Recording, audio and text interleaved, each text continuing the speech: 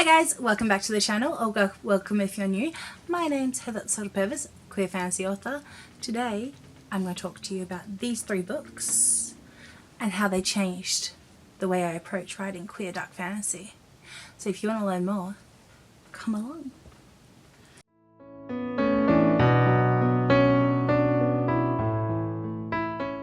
As a writer, you have to read, and I get asked a lot about what sort of books inspire me and influenced me and to dive and stay in the dark, macabre, twisty world of dark fantasy. And as a person in the queer community, I also believe that queer representation is really important, because I am hoping to create a legacy, more inclusion of queer characters that aren't just the token or the marketing push. Today I'm going to share with you my books that really got me amped up for diving into fantasy. The first one is Priory of the Orange Tree by Samantha Shannon. It is a doorstop. I don't often read big books because they scare me, like it's the same size as my head. But part of this delightful book and the way Samantha Shannon twisted and turned and made her stories in this book taught me and encouraged me that great epic fantasy doesn't have to sacrifice on the intimacy and gothic atmospheres for the scope of the world. She is one of my this is one of my favorite books, as it also shows like ancient dread reawakening, the way she describes the Priory, which is the group of witches within this crumbling religious order with deadly secrets, and approaching as how I would like to integrate some of that into my own stories, such as Project Gargoyle. So I was originally just wanting to write a dark academia book. I don't know what it was going to be about. I just wanted moody, gothic, sort of urban fantasy thing. But then I reflected on reading Priory of the Orange Tree, and it gave me the sense of layering the gothic weight within the contemporary setting and family requirements. And that's how I wanted to make the gargoyles feel like sort of ancient and haunted within the lands of the university. The way that I'm integrating it as well is through some exciting new ways of points of view, that the setting isn't just descriptions, that it's visceral and it can capture the energy within it and the sacrifice that they make within themselves to be truly terrifying. And the way that she deals with so many different points of view really is a masterclass on how to approach multiple points of view and weave them in without feeling overwhelmed. The second book I recommend, it is in my top 5, is Nevernight by Jay Kristoff. So we're following the queer representation and gothic brutality, grimdark fantasy, but they're not tragic either, and that's a big thing.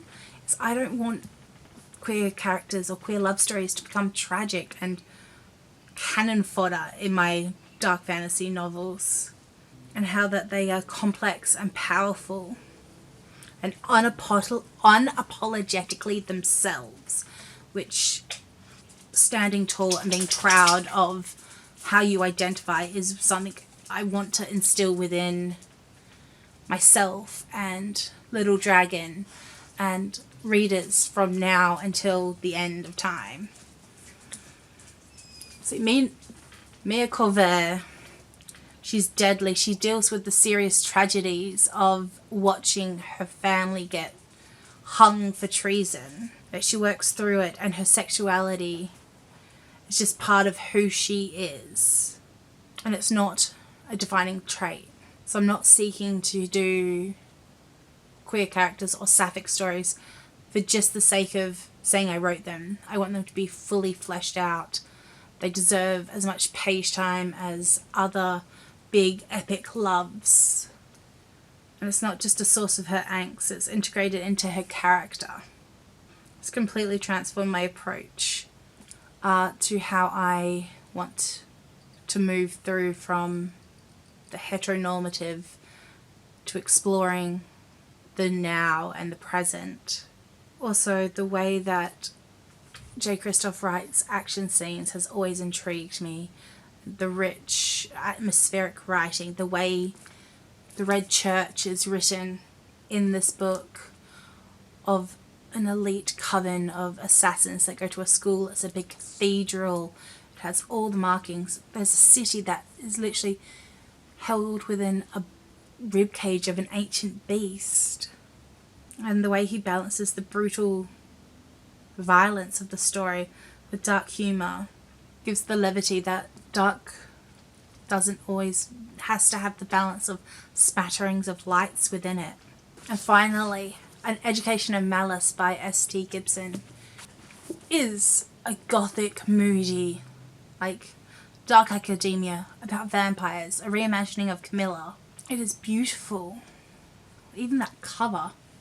And I think this is the book that really solidified my desire to dive into dark academia and how I would like it to unfold in rich prose. It's everything I never knew I needed in a dark academia novel.